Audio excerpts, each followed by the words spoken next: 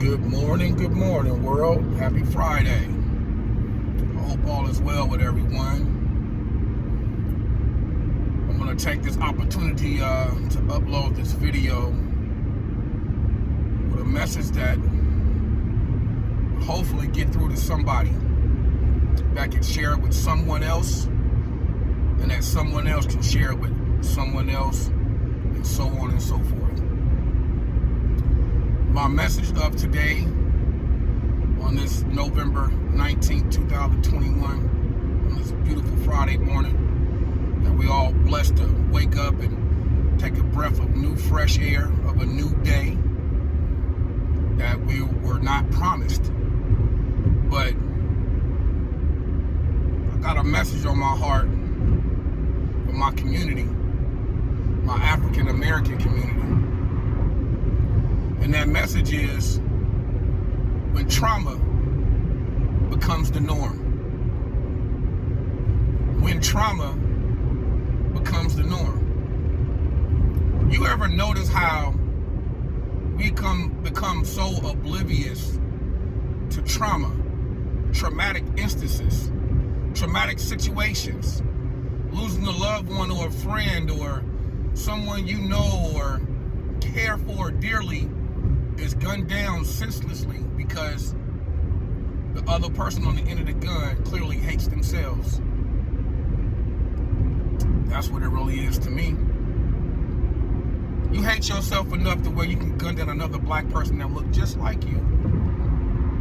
You hate yourself so much to where that you grew up in the hood and you've seen somebody put in some hard work, take sacrifices or make sacrifices to attain a goal, only for a hating soul or unhappy soul or a hurt soul to come just take your life away from your loved ones, your peers, your friends, your business mates, business partners, because they hate themselves. When trauma becomes the norm, we turn a blind eye. When trauma becomes the norm, we're quick to send our RIPs. We're quick to say, this has to stop. I kinda can put my finger on to what the hell is going on. We always seeking leaders and asking for leaders and who's there for us, and it starts with you. It starts with you. You have to want to evoke that change. It starts with a simple gesture sometimes. Just smiling. You know what kind of energy smiling gives off? The same energy that a frown or a scowl gives off. A scowl gives off fear. You evoking your safety net because you have to prepare yourself to survive whatever this traumatic moment may encounter. It's sad. I've been robbed at gunpoint before. I felt the innocence of my manhood was simply taken from me because you had a pillhead that wanted a quick fix. I had a gun. I had probably, I don't know if it was a Glock. I don't know if it was a 9. I don't know if it was a 40, but I had it clearly pointed to my damn chest. Something told me, hold on. You seen two dudes, but it's only one. As soon as that thought came to mind, I looked to my left. Bam! Hit with the butt of a .357. Clearly, I lost consciousness for a minute, but as soon as my physical body touched that fence after getting hit, I came to. But I had to play that role. Play that role like I'm oblivious to what's going on. You ever see a scene in a movie when someone is near death and their life flashes before them? Well, I'm here to tell you, that's real. All I could think about was my son. My son being left in this world without his daddy leading him and teaching him. my mother have to go through the stresses of losing her firstborn.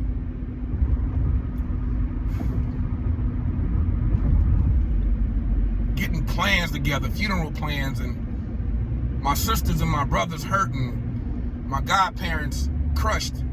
Anyone who ever say they love me just feeling empty, you know? Did I want to do something in return? Yeah. My human natural reaction was to do something, was to dial up an order on them. Everybody got goons in their family. Everybody got that side in their family they don't want to glorify. But somebody has to be the protector of our culture. Somebody has to step up when trauma becomes the norm.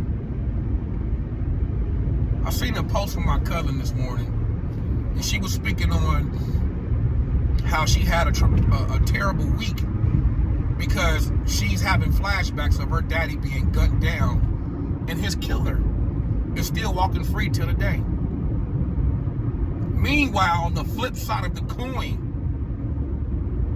when we see other cultures or anyone that's outside of African American descent, when they even get shot or gunned down, you see a serious manhunt on display. But when one of us get gunned down, it's the norm. So why is it that the world think that African American or anyone of African descent that may be an American and that may be in America is supposed to endure traumatic experiences? Flashback 400 to 600 years ago. What do you think our people felt when they was being shipped in droves to this land from their motherland? Held in captivity against their own will. How do you think people feel when they're fighting against something, a direction or a delegation of someone that they don't even understand their language? Everything about you is stripped of you for the sake of free labor. But flash forward to 2021, the seed had already been planted for us to pit each other against one another. And it's sad.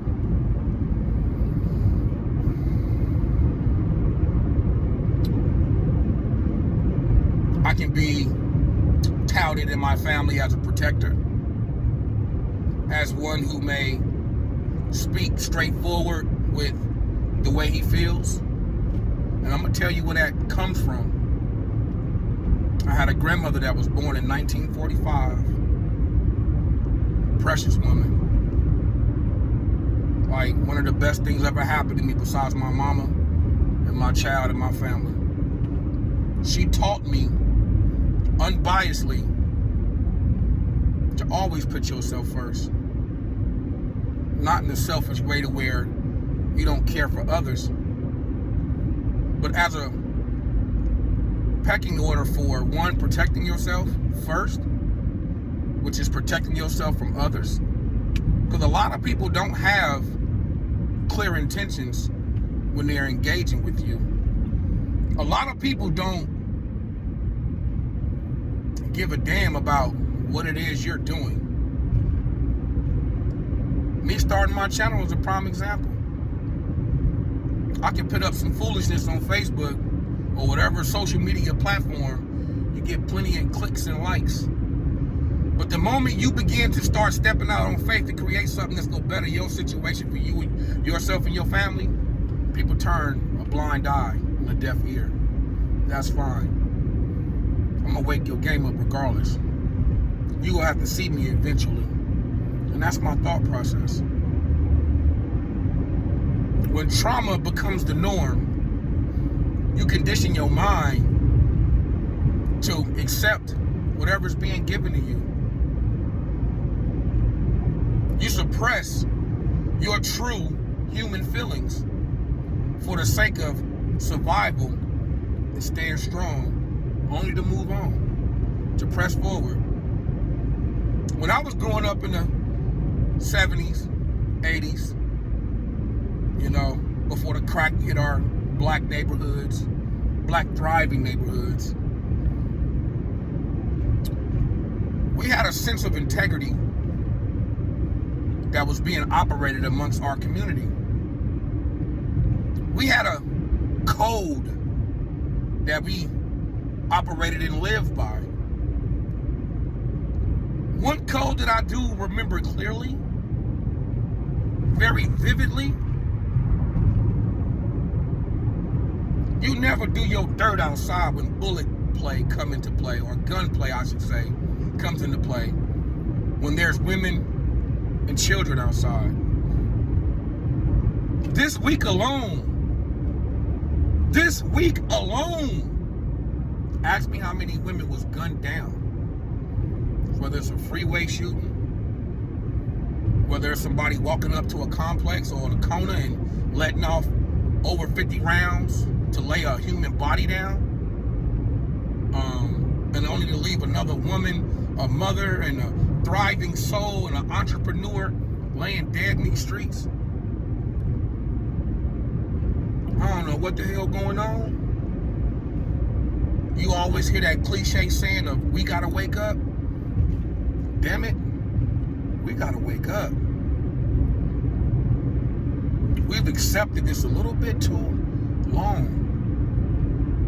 We cry for a better opportunity in life, but we hate on those that's blessed just like you, but blessed enough to put their best foot forward to make something happen. Meanwhile, you got Pookie Ray right now sitting on their ideas, sitting on their thumbs, twiddling their fingers, while allowing their blessings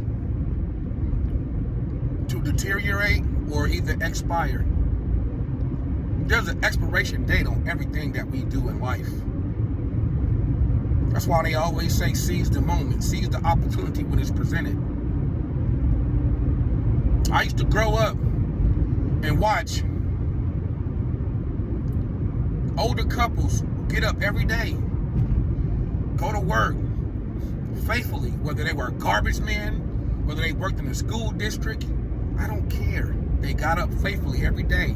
I don't care if they was drunk the night before, they partied all damn night, you can hear them, you know, to like 12 o'clock at night. But guess what? They got up the next day and went to work. We're living in a microwave generation right now. They want instant gratification. They want everything given to them right now. They don't want to put no work into it. They don't have no patience. Dang, man. What is this world coming to? I ask myself. When trauma becomes the norm in our culture, we always derive of falsehoods. Ah, man, you know, I think such and such did that. You're creating a narrative of which you know nothing about. Meanwhile, we believe everything we hear. Oh man, such and such ain't cool. Such and such got such and such property and we ain't got it back yet. Or such and such this. Meanwhile, you have no proof of that. Oh man, such and such snitching. Meanwhile, anything that goes on in law enforcement that needs to be determined of a ruling of a case is public information. Why are we quick to believe a naysayer and a rumor starter because they want to spread some gossip? Gossip to me is a lot of bullcrap. Gossip is a false story put out there just for clickbait, clout chasing, or just attention. We gotta do better with that. But I wanted to share this message this morning because it's on my heart about traumatic experiences. We're only a year and a couple of months removed from my stepson being gunned down.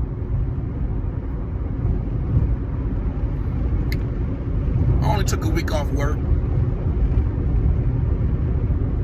But like my message of the day is, when trauma becomes the norm, I was pretty much forced to suppress that and expected to move forward, because this world always seems to not give two damns or 2 cents about the black experience, about the black traumatic experiences. Down the line of time, you end up revisiting these experiences, these traumatic experiences, and they hurt. We're expected to never show emotion. It's like we're supposed to be programmed to suit the world's needs. But when we're in need, the world turns their cold shoulder to us. So I shared all that only to tell you, it starts with you. You want to see change? You have to evoke change in your home first. You have to evoke change starting in your home that's going to burst out the seams of your home out into the world when it's understood. When the play is understood. All I want to do every day when I leave that house to go to work for my work obligations, I just want to make it home safely to my family. We lost a entertainer this week, Young Dolph. God rest his soul, King. Only visiting his hometown to do something for his community of which he came from. To only be senselessly gunned down by 2 young men who clearly hated themselves enough to take a life off this earth, to take a father away from his children, to take a husband away from his wife. We're a bunch of hypocrites. We claim we want better, but we are not conditioned to know how to seek better, how to accept better. You have a clear example of someone putting in their hard work and benefiting off the fruits of their labors, who's only one trying to share it with the community from which he came, to be taken from us. Wow. Cold world. Rest in peace, King. You are truly a king. You remind me of Nip, providing for a community of which he come from. But I'm starting to really believe and accept that you're not obligated to come back to the hood to give them a darn thing. Why? Because it's never enough. That's sad. In the meantime, in between time, I hope you're equipped today to make today a great day. If you're in a storm or weathering a storm right now, hang in there. Hang on. Don't give up. Keep pushing. Don't let a hater persuade you from pursuing or following your dreams. Once again, today's message of the day is when trauma becomes the norm. My pledge to you all is, let's do what we can to change this cycle. It could be done, but that's clearly up to you. With that being said, man, I hope you all have a blessed day, a wonderful day. Please be kind to yourself first, which will protrude to being kind to others. May you continue to bring the world good energy. May you be a person of substance today. And may you be the key element to change. Y'all have a wonderful day. Y'all stay kind. But at the end of the day, I really wish that everyone be blessed. One love. Have a blessed one.